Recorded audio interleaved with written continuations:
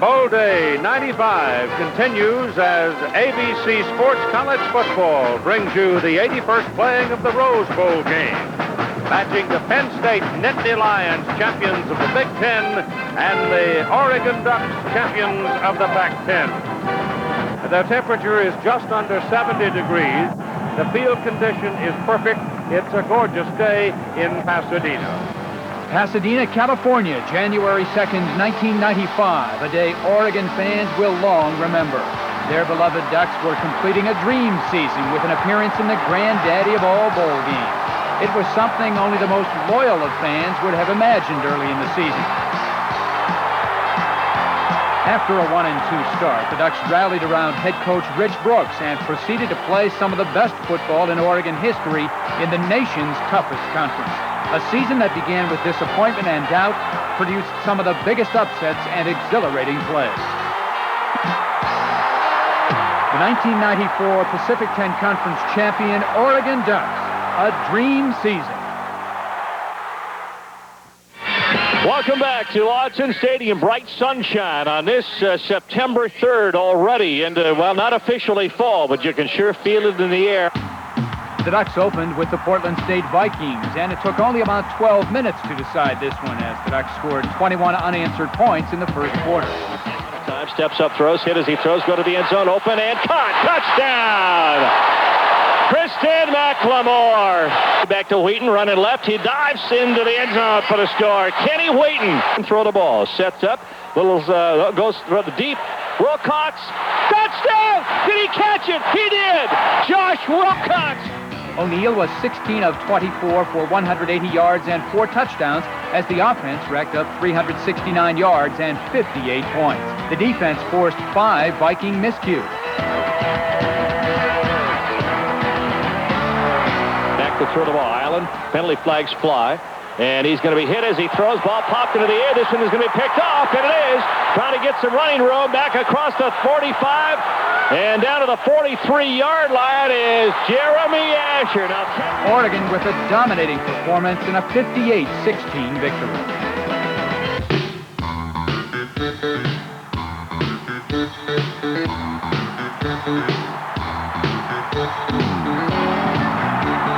After losses to Hawaii and Utah, the Ducks closed out the non-conference portion of the schedule against Iowa, the Big Ten.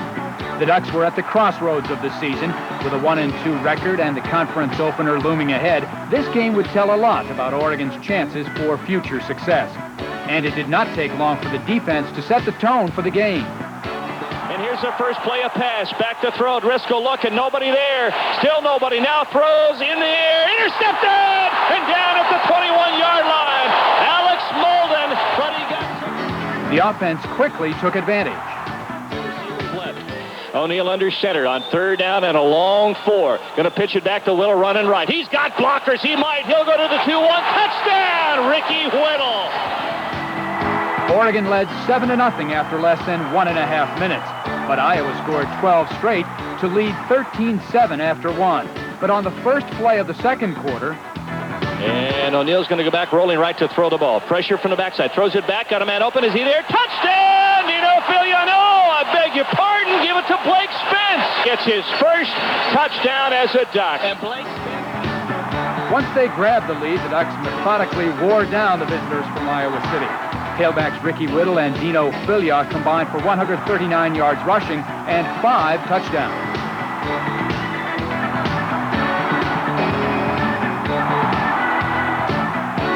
Under center, receiver left and right, Ricketts and McLemore. Back to throw. O'Neill's going to set up, look, still throws it out. Caught by Filia. He needs a block. He'll dive. Touchdown, Dino Filia. Got a great big block on the right-hand side. The defense returned to form and forced 4 Hawkeye turnovers as the Ducks completed their final conference tune-up with an impressive 40-18 triumph.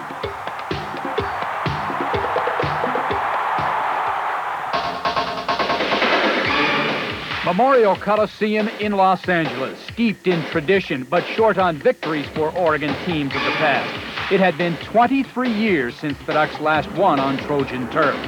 To make matters more difficult because of injuries, Oregon was without starting quarterback Danny O'Neill and cornerback Herman O'Berry. Sophomore Tony Graziani and freshman Kenny Wheaton had to step in and fill the void. Wheaton was the first to make his presence felt as he picked off a Rob Johnson pass and gave the Ducks great field position and set up the first score of the day, a play that had more than a few people shaking their heads in disbelief. Wheaton just stole it from Grace coming across the middle. Grace had it in his hands, and Wheaton comes up from behind and just steals it from him. Freshman Matt Belden got Oregon on the board first with a 24-yard field goal, and the Ducks would never trail. On the next possession, the Ducks did not settle for three. Check that. Here's Graziani. Hand it off to Filia. Runner right. A lot of room. Inside of the 40. He's got one man to break. 30. Inside of the 20. A block. Gets it. Goes inside of the 5. Touchdown! Dino Filia. What a run by Dino Filia. Another look shows the great downfield block by Christian Anderson as Filia galloped 49 yards for the touchdown. Senior tailback who had finished the day with 123 yards on 27 carries. The Ducks led 10-7 midway through the second quarter when Graziani and company marched 70 yards in 7 plays for their second touchdown of the afternoon. In motion to the right, and Graziani is going to go back to throw. Not much pressure. Now from the backside it comes. He throws toward the end zone. Touchdown! It is McLemore! Kristen McLemore! And I didn't know who was going to catch it because Dino Filia was right there. In the second half, Belden added 2 more field goals, but on this day, the offense and special teams would have to share the spotlight.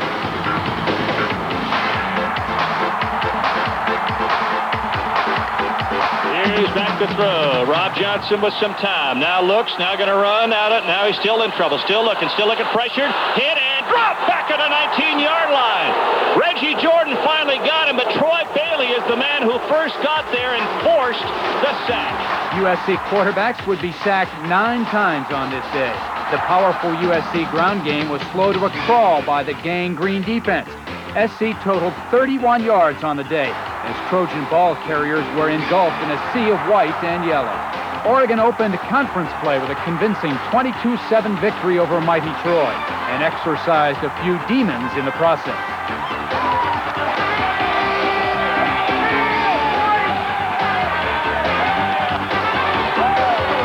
Every dog has his day. They was talking a lot of mess pre-game, talking about it's going to be a stat game for them. We didn't appreciate that. It didn't respect us. It gives us a lot of confidence. It starts here. And, it doesn't get any easier. We have a tough week next week against Wazoo, and we just have to have another great week of practice and concentrate, and we'll see what happens.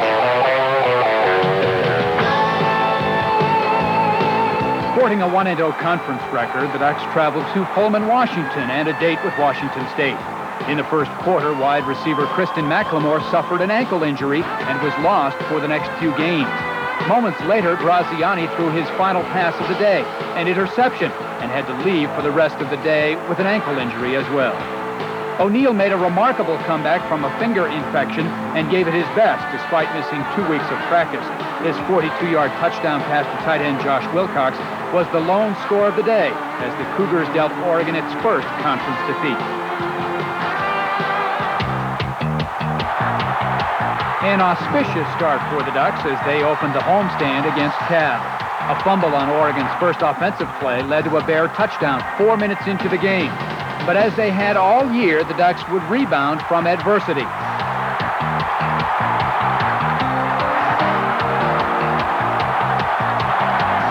On the next series, receivers right, one left, and the back's in the eye. And O'Neal under center is going to go back and hand the ball off. Filia is going to get close and gets the first down and is still on his feet across the 50. Inside of another guy at the 40. Needs a block. He might go all the way. Has he got the speed?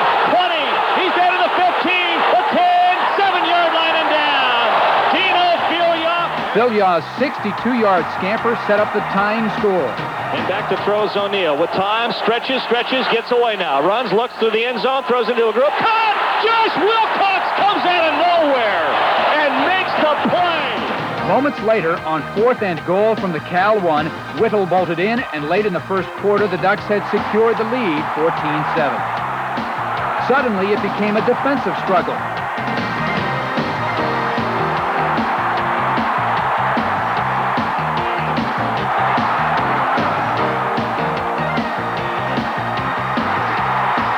Smith sacking Bear quarterback Kerry McGonigal at the Cal 1 to set up a punting situation. Well, from the back of the end zone. Snap, steps up. Block! It'll be a 2-point safety. The Ducks get 2. I think it was Malapei. Malapei shoved the upback into the punter, and so it ends up the upback's rear end that blocks the punt. The offense added another score, a 4-yard run by Phil Yaw. The defense made it stick, holding the Bears to 43 yards rushing and a total of 162 yards net offense in a convincing 23-7 win. Going to go back to throw the ball. Has time, pressure now, throws it way downfield. This one might be intercepted. It is intercepted at the 30, back to the 20, on his feet out of bounds at the 15. Kenny Wheaton. Great defensive play by Kenny Wheaton. For most redshirt freshmen, that play would be hard to top. But the following week against Washington, Wheaton would do just that.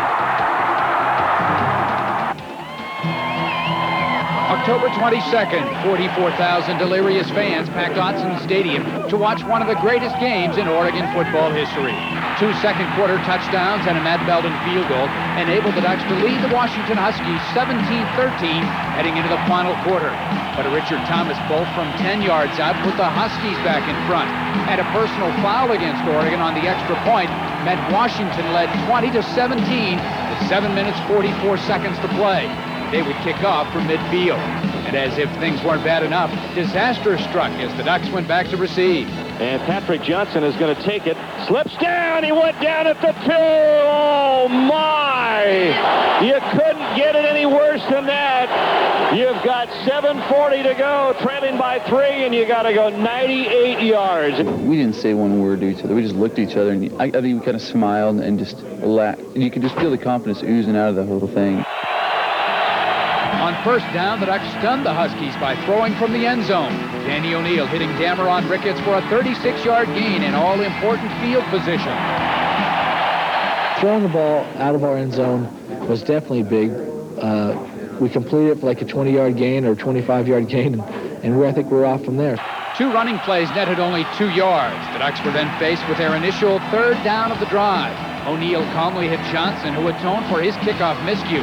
The 10-yard pickup gave Oregon a fresh set of downs at the 50. On the next play, O'Neill found Ricketts again.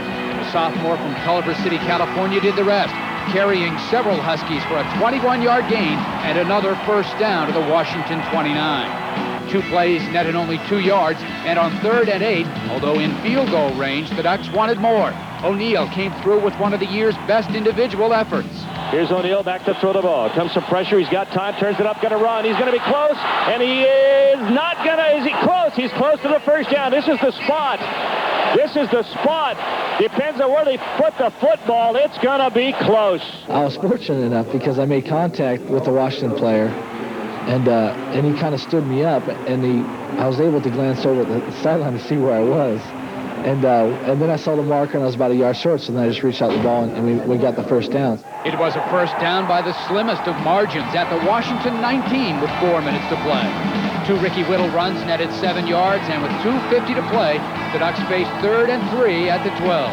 O'Neill under center. Here comes a blitz, handed up the middle. Dwayne Jones, 5-3-2, touchdown! He's in for the score! Dwayne Jones scores! Oregon has gotten the lead! It came out of nowhere! A play called 12 Dive culminated an 11-play, 98-yard drive. Initially, I was thinking block, block, block. But then he called my number, and I was like, oh, I'm getting the ball. I better, hit it up in there, because we needed a couple yards for a first down. That's what I wanted to do, at least get the first down. But when I got the ball, I saw a hole in there and just went for the touchdown and stretched out at the end. 2:40 remaining in this football game. Oregon 24. Washington 20. But as impressive and important as the drive, the game was not over. It was up to the defense to foil one last Washington drive, and they did it in unforgettable fashion. Hewer, you're going to go back to throw the ball. Sets up, looks, throws toward the corner of the end zone. It is intercepted! Intercepted! The Ducks have the ball! Down to the 35, the 40. Kenny Wheaton's going to score! Kenny Wheaton is going to score! 20, the 10, touchdown! Kenny Wheaton on the interception! The most impressive 31-20 victory marked the first time in 5 years an Oregon team had overcome a second-half deficit to win. Sporting a 3-1 conference record, the crowd, players, and coaches basked in the glow of one of the program's biggest wins. It was a great, great college football game, and the good news is I can sit here and smile about it because we made the plays that we need to make to win the football game. Came out and what we call a wide set, and from watching film, every time the inside man in that set within the 10-yard line, he always run it out. So before the snap, I had made up my mind, I'm going to jump it out. You know, if he run it in, oh well, you know, he just make a touchdown. But if he run it out, I'll be there to make the play. So it was a gamble, and it paid off. As the Ducks took the field against Arizona, they were in uncharted territory. For the second straight week, the national television cameras were on hand. And for the first time, there was a true feeling that this could be a very special year. Former Oregon greats Bill Musgrave and Chris Miller had helped lead this program for the first division of the Pac-10. But this team wanted to take the next step. And that meant stomping on a team picked by many to win the conference championship. Two of the nation's best defenses were primed and ready to go. Arizona quarterback Danny White found out early Reggie Jordan and Gang Green were for real.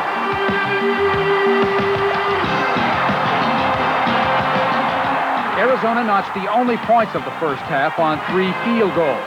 And it could have been even more had it not been for a remarkable play in the end zone by cornerback Herman O'Berry with seconds remaining in the half. But Arizona's 9-0 lead would not last.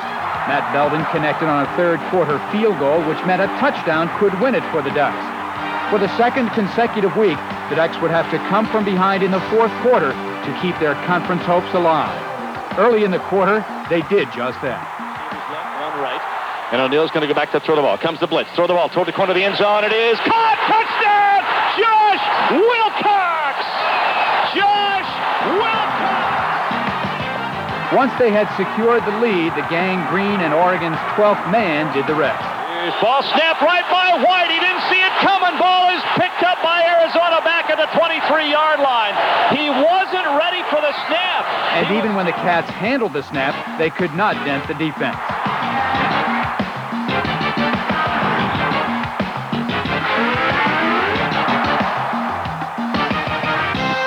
Chad Cota's interception sealed the victory, a hard-earned 10-9 triumph, and things began to look rosy in Eugene.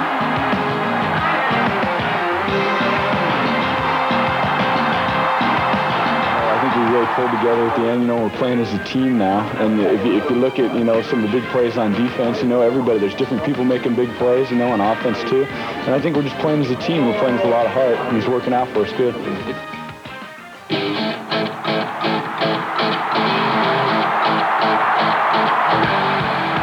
The 4-game homestand came to an end as Arizona State came to town. The final home game for 13 seniors, 13 stalwarts who guided the team to the threshold of greatness. Listen to the noise here today. Can you believe this? Plummer trying to call signals at the line. Pitch back, tailback, coming left, cutter back, drop, a loss, back to the 15, make it the 10-yard line. Jeff Sherman. And is this team ready to play football today? Any doubts about Oregon's play were dispelled on the Ducks' fourth play from scrimmage. He may go. He's going to go all the way. Ricky at the 30. He's at the 20. Nobody's going to get him. Touchdown, Ricky Whittle. The plunge, as Whittle called it, did not sit well with Coach Brooks, but it did provide the only points of the first quarter. Oregon led 12-3 at halftime, but the fun was only beginning for Danny O'Neill and the offense. A third-quarter onslaught buried the Sun Devils. From the eye, Whittle is not going to get the ball. Back to throw it. Look for the corner of the end zone. McLemore's there. He got it. Touchdown, McLemore! Run back. McLemore wide inside the slot to the left and back to throw O'Neill. Pressure comes. He stands. He throws. Ball down court. Downfield. There's Johnson. Pat's got it. He's got it. He's going to score. Pat Johnson's going to score. Touchdown, Pat Johnson. And the blitz is showing and doesn't come. O'Neill steps up, throws the ball downfield, wide open McLemore, first down, he might score, he's 40, he's 35, down the sideline, touchdown, McLemore! The Sun Devils never recovered from the 21-point burst. 34-10 the final, and for the first time all season, the Ducks controlled their own fate in the conference race. At 5-1, the Ducks knew they could win the title with 2 more victories. It's all in the back of our minds. Don't get me wrong. Everybody's thinking about it. Everybody's dreaming about it. Everybody's hoping for it. But we got to focus on Stanford now. And once we're past Stanford, we got to focus on Oregon State. And then once we're past Oregon State, then we can focus on where we're going to go. We got to 5-1, and so really nothing has changed other than if we do take care of business, we're obviously in better shape now than we would have been had Washington State won. But we still have to get to 6-1. The Ducks would hit the road for the final 2 games, but you would not have known Stanford was an away contest by the crowd noise in Palo Alto. Some 10,000 Oregon fans journeyed to Northern California to watch a record-setting performance by the offense. The first score set up by Gang Green on the first play from scrimmage. Here's Frost on the first play from the 20. Young man under center is going to go back to throw the ball. Sets up, looks, and wants to go short downfield. It is tipped and intercepted! Oregon has the ball at the 30-yard line!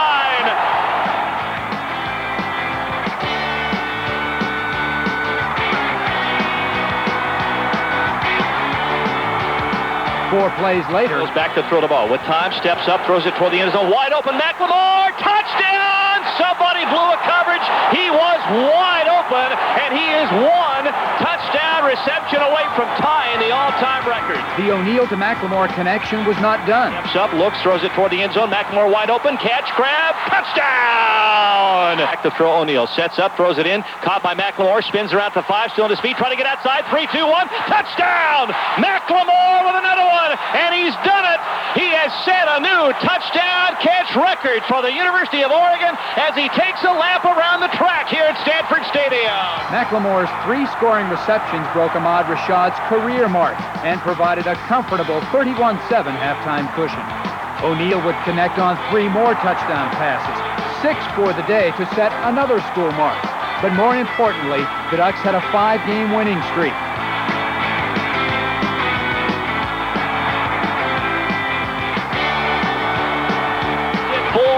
3, 2, 1. It is over. Oregon goes to Civil War week with a Rose Bowl on the line. Civil War. The 55-21 rout left Oregon atop the Pac-10 standings with only 1 game remaining. We know what they're going to do, and they're going to be fired up, and we're going to be fired up. So it's just going to be a nice little Civil War, and hopefully we can come out on top. People have been talking about it since, before the Arizona State game, before this game. What about that game up at Oregon State? And, now we can concentrate on it, we can think about it, and it's everything we've wanted, and it's just a great feeling that it's come down to this game up there.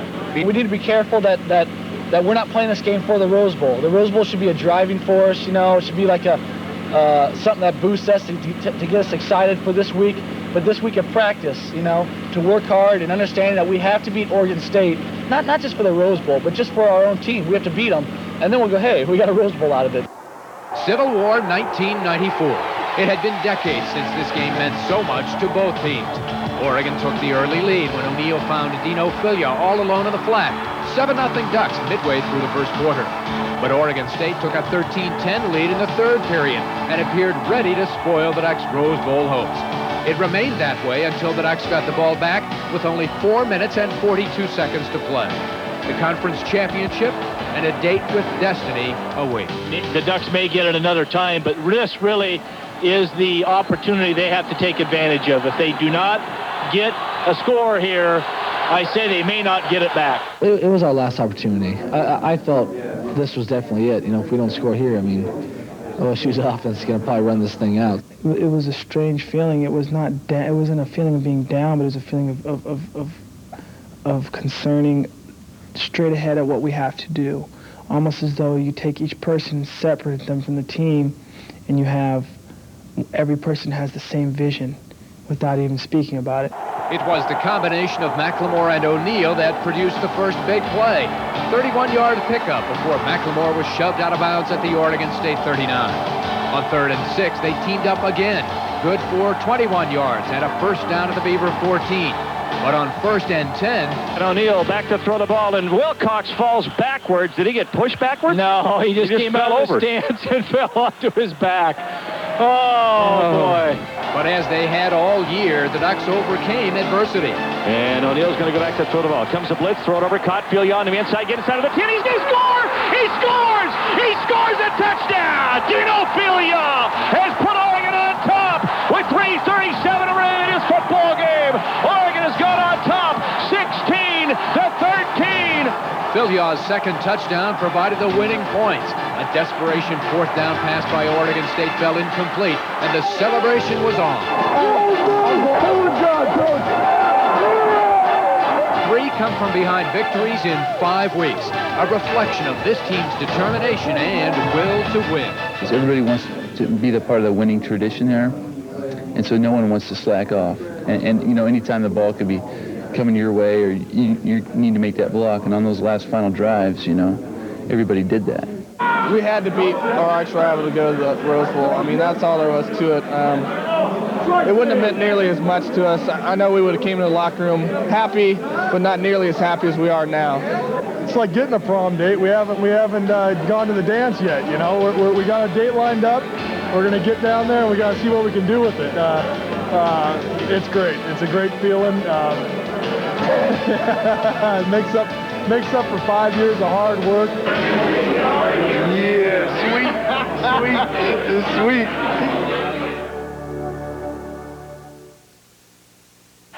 There was gangrene in the backfield, gangrene all along the line, gangrene spreading with the whole defense, a most painful experience. It became the rallying cry for Oregon fans when the defense took the field. Gangrene, the brainchild of defensive coordinator Nick Aliotti.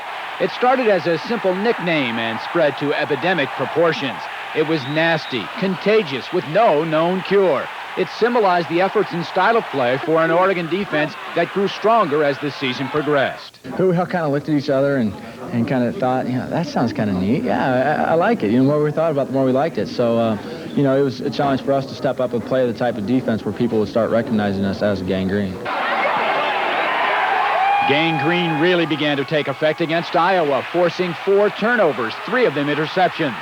The USC Trojans had no answer for gangrene either, as the powerful Trojan running game was held to just 31 net yards in a convincing 22-7 victory. It wasn't gangrene till really about SC game, you know, when we really buckled down up front. After the USC game, gangrene mushroomed into a lethal defensive force. The Ducks finished the season 4th in the Pac-10 in total defense, permitted only 112 yards on the ground per game, and less than 2 touchdowns per game during the conference season. The phenomenon stretched beyond the boundaries of the gridiron, creating a statewide excitement unparalleled in Oregon history. And it even fostered a song. There was gangrene in the backfield. Gangrene seemed to feed on itself, each game producing bigger plays than the ones before. Kenny Wheaton's interception against Washington. Mark Schmidt's sack against Arizona. And Paul Jensen's interception to begin the game at Stanford. Gangrene became synonymous with Oregon football, aggressive and unrelenting, spirited and exciting. It forced Pac-10 opponents to wilt under its pressure and made a nation stand up and take notice.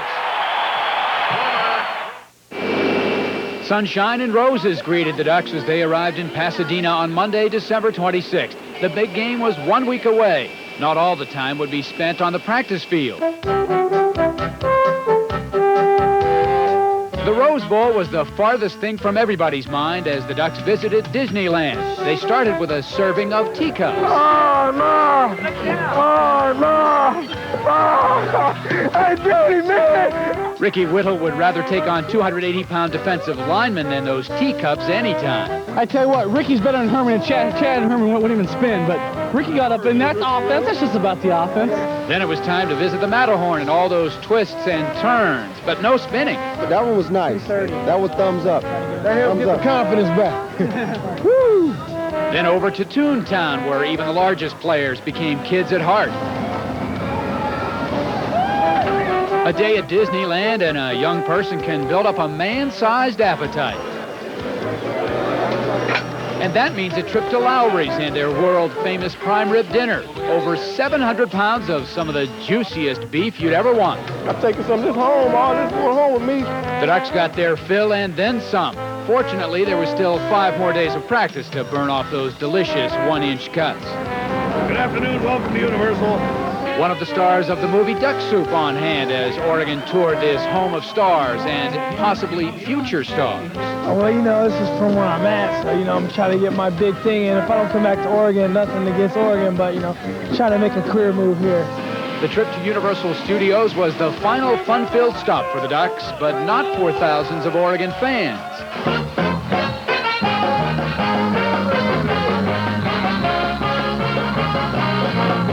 An estimated 15,000 Duck diehards, a sea of green and yellow, held one final pep rally on Rose Bowl Eve.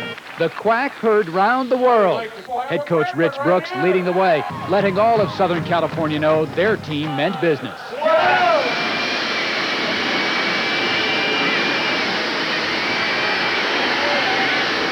Oregon fever had never been higher, and these fans were ready for the big game. Hey, I thought it was just great. It was one of the best days I've ever spent. It's a hell of a lot better than Shreveport. And that enthusiasm carried over to game day. 40,000 Oregon fans had waited a long time for this moment. This is the most beautiful sight these eyes have ever seen. We're excited to just walk in that stadium, see green everywhere. It's going to be great. Now we're finally here, and until we actually get in the stadium, we don't even really believe the Ducks are here. This is what it's all about. This is life. This is what we live for. Throwing football at the Rose Bowl.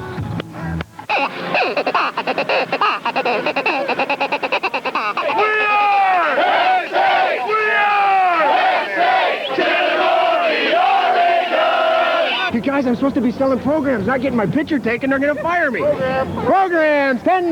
That's 4 cents a page. Come on. I'm not fooling around here, ladies and gentlemen. 1, 2, 3. You know what? Next best bet, this one in a large. You like it or no?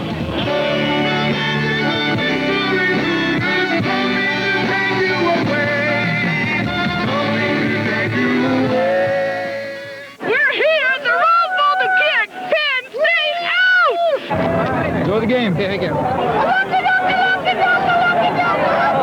Are you ready? Well, we really were rooting for the Ducks. Drove 900 miles to see them. Any seat's good for us. We're tickled with it. Oh! Is this awesome? This is good. I see in yellow.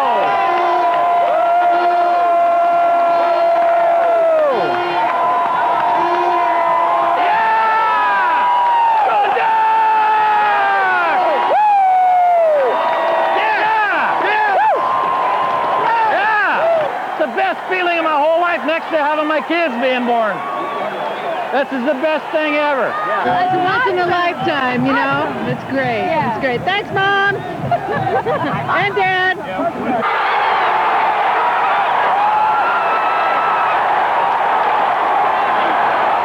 I love it. I don't know what to say about it. Hey, tell Grandma to send Grandpa money or I ain't going to be able to get home. Ideal Pasadena weather for the 81st Rose Bowl, pitting the Big Ten champions from Penn State against the Pac-10 champion Oregon Ducks. It was the Nittany Lions who struck first on their initial play from scrimmage. Pitch back to Carter, going to try to cut it outside, hit, and gets free, and he's going to score! Are you kidding Oh, me? my gosh, I can't believe what I'm seeing. The Ducks didn't wrap him up. They didn't wrap him up, but Kajana Carter has just taken it down and scored. Down 7-0, Oregon came right back as O'Neal hit 4 straight passes. Go back to the ball. O'Neal steps up, throws. Wilcox with a grab. He's going to have a first down and more. Across the 35-yard line and out of bounds. First down and back to throw again as O'Neal sets up, looks, a little screen pass caught by Filia. He's going to get around the corner to the 50. Cuts inside of the 40. Still on his feet across the 35 and out of bounds. O'Neal under center on first down from the 35. Back to throw again. Steps up, pump fake, goes deep. He's got him down there. Wilcox 5-2 out of bounds on the 1-yard line. O'Neal under center, trying to give it a field. No, pump fake. He's going to throw the ball to the end zone. Wide open. Wilcox. Touchdown, Oregon. Josh Wilcox was wide open. the Ducks proved they were going to be no pushover on this day. Later in the first quarter, O'Neill led another drive. On second down and 4 now, he goes back to the right, and O'Neill's going to go back to throw the ball. Pressure for the backside, throws the screen. It's caught, Filia, only a couple of feet. Can he do it? Inside of the 20, and he's going to be wrapped up at the 15 and out of bounds. Boy, did the Ducks sell that one well. The drive stalled at the 6. 23-yard field goal try for Belden. Perry Smith to hold for the lead. Good snap, good placement. Kick is up, and it is not good. He missed it. An omen of things to come. And after the first quarter, the game was tied at 7-7. The Gang Green defense began to make its presence felt. Collins under center. Collins going to give it to Carter. Running right. Turns it up. Hit and stops. He will not get the first down. Jeremy Asher is the first Duck there. And on Penn State's next possession, the Ducks get a big break. And it'll be Carter who gets the ball running right. Kajana trying to cut it up. Hit back to fumbles the ball. It's loose. Ducks say they have it. Ducks say they have it. Ducks say they do. Oregon has come up with a football. And Kajana Carter's second fumble. This one Oregon gets on. But once again, the Ducks were unable to take advantage. From the 35, a 45-yard field goal try for the lead for Belden. We're ready. Wait for the snap back. Good placement. Good. Kick is up. It is long enough, and it is not good. He pushed it to the right. With another chance, Penn State moved into scoring position as quarterback Kerry Collins directed a beautiful drive, hitting Joe Juravicius to the Oregon 1-yard line. Moments later, Brian Milne scored from the 1, and the Nittany Lions regained the lead 14-7. 1:26 remaining when O'Neill and company marched towards the Penn State goal line. Filia back now, back to throw. O'Neill sets up, almost falls, throws it down. It is caught. Wilcox with a grab, bounces off of one man, going to go for the sideline and gets the first down all the way out to the 35-yard line. Filia again is the lone back, and O'Neill's going to roll back to the right to throw. Looks. A little pressure now running, throws it downfield. It is caught. McLemore with the grab, pushed out of bounds for the first down, though, up at the 47-yard line in front of the Oregon bench. Long count under center. Now going to go back to throw. Comes pressure, but he steps up and has time. Looks, throws it downfield wide open. Patrick Johnson with a catch. Almost started to go backwards, but he stays in bounds and goes down at the 38-yard line. That'll stop the clock to move the chains. Here's O'Neill under center. 2 receivers left, back to throw the ball. Steps up, throws it to the sideline, and it is skipped and then caught. McLemore with a Ricketts with a grab, trying to go back across the field inside of the 25 and the 24-yard line. Get the first down, though, and that stops the clock. On second down, going to go back to throw the ball. Rolling right, looks, still looks, throws it down. It is caught, and Wilcox with a first down to the 11-yard line. He took it away. That's my ball. In motion, McLemore comes to the left. Back to throw O'Neill. Sets up, looks, throws it down. McLemore going to get out of... He didn't get out of bounds! Oh, no! They're not going to score. They are not going to score. Matt tried to turn it up. He didn't take it out of bounds. Oregon has blown 3 opportunities to score here in the first half, and they only trail by 7. The half ended with Oregon holding the advantage in most statistical categories, but trailing on the scoreboard 14-7. The defenses controlled play to begin the third quarter. Gang Green intent on stopping the Penn State running game, and the Nittany Lions stopping a key third and short at the Oregon 34-yard line. The first big break of the half went to the Ducks. Carter, and back to throw. Collins looks, still looking, now throws it out. It is intercepted. Reggie Jordan, if he can get a block, will score. Can he get it? 20 out of bounds inside of the 18-yard line. And he didn't use his blocker, so he scores. I mean, that's what's amazing about that play, is if he cuts it back inside, he's got 3 blockers. But he's a linebacker. He's not a running back, so you can't expect anything. Jordan's 38-yard return had the Ducks in business at the 17. 2 plays later. And second down and 10. And O'Neill's going to go back to throw. Pressure, throws it toward the end zone. It is McLemore. Touchdown, McLemore! Holy moly, what a catch! That's a major leaguer. That's one for the highlight film. And we're a point away from tying it up for the Rose Bowl. Belden's point after tied the game, and Oregon fans were delirious. But that did not last very long as Penn State special teams came up with the next momentum changer. And it'll be Fletcher from the 7-yard line to the 10 to 15 to 20. There's a hole. He's got room. Belden can't make the tackle. It's a foot race. Isaac Walker trying to get Fletcher. Can he get him? Yes, at the 21-yard line. What a turn of events. Ambrose Fletcher's 72-yard return seemed to take the air out of Oregon's upset balloon. And 2 plays later. And Cummins is going to be back and hand it off to Carter. Big hole, he's going to score. He's at the 10. He'll stride into the end zone. And how quick does Penn State retaliate for Oregon's score to go right back up on top? Penn State with a 21-14 lead. And O'Neal's screen pass to Filliard was good for 20. The Ducks appeared poised to match the last score. Backs in the eye, going to go back and handle. Throw the ball again. Steps up, throws, and it is picked off over the middle. 45 to the 50. Finding blockers outside of the 40. Dwayne Jones tries to rim up, miss him to the 40. Go to the 30 with blockers to the 20. And out of bounds at the 13-yard line. The second interception of the game by Chuck Penzenik. Penn State wasted little time putting it in. Fullback move to right side. Give it to Carter. Going to come left. He's going to get in for the score. Touchdown to Johnny Carter. A 3-yard run this time. Carter's 3rd touchdown of the game, and it was 28-14. In less than 3 minutes, the Ducks watched a tie turn into a 2-touchdown deficit. Although the Ducks never gave up, they could not stop Penn State's juggernaut. The Lions added 2 more scores to put the game away. Oregon answered with 1 final volley. Here's second down. O'Neal going to hand it to Whittle. Trying to bounce it outside. He will walk into the end zone. Ricky Whittle gets the touchdown. His 8th of the year, a 3-yard run for Ricky Whittle. Whittle's touchdown run completed the scoring. Penn State 38, Oregon 20.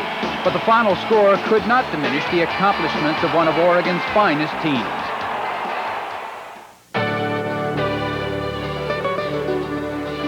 Nine victories, the most by the Ducks since 1948. The conference championship, the first undisputed football title in the school's history. Coach Rich Brooks was honored by several organizations as the National Coach of the Year. Quarterback Danny O'Neal set a host of school records and was named to the Pac-10 first team.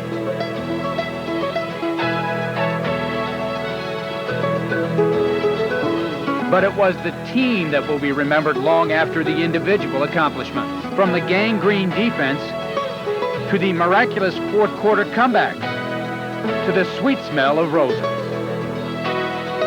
As Duck fans look forward to the 2nd century of Oregon football, they can fondly look back at a dream season. A team that overcame great odds and challenges to take its rightful place among the school's all-time best. The 1994 Oregon Ducks, Pac-10 Conference champions.